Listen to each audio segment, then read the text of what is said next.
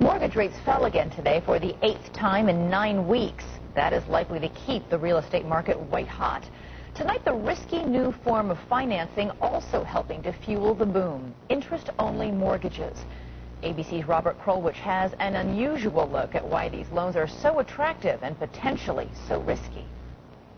If in the last 10 years you bought a house in the East, the South, or the West in America, chances are your house has gone up and up and up in value to the point that now most buyers in these places think, oh, my house is always going to be worth more. They always go up. That's what house prices do. And why? Yeah, why? Because even as houses get more expensive, lenders are so willing to lend on easy terms. Have I got a loan for you? For example, here's a new kind of loan sweeping the country, says financier Mike Farrell. It's an interest-only loan. Interest only. Right. You're not buying your house. You're not buying your house You're monthly. just paying interest. You're just paying interest, just like you do on a credit card deal, or when you pay... So what this means is that you're showing that you can pay a bill every month, month after month, but you're not getting a bigger piece of your house. You're not building any equity. Exactly. Here's how it works. Suppose you need $300,000 to buy this house. With a traditional mortgage, that costs about $1,600 a month. Wow. If the customer can't afford $1,600 a month, Which I can't. the lender says, I've got a program for you. with an interest-only mortgage, for the first few years, you pay only interest, Cool. no principal. That's good for the lender, because the interest is pure profit for him. It's good for the buyer, because the buyer gets a bargain rate.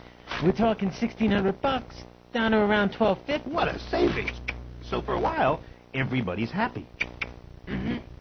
And then the honeymoon ends. Now you've got to start buying your house, paying the principal, and you've got to pay the going interest rate. So you could jump from $1,250 to $1,800 every month.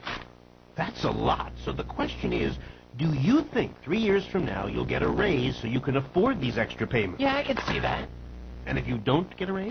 Oh, well, then I could just sell the house for more than I paid for it. You sure? For sure, I'm sure. But what if I told you that last year in your state, California, 61% of all the new mortgages were interest-only ones like yours, up from almost none 4 years ago? What? Really? That's a lot of your neighbors making the same bet you made. What if a lot of them don't get a raise? What if a lot of them have to sell their homes at the same time? Well, can that happen? It could happen. And if there is a rush to sell, home prices could stop rising, might even fall. Your home could lose value. Whoa, actually lose value?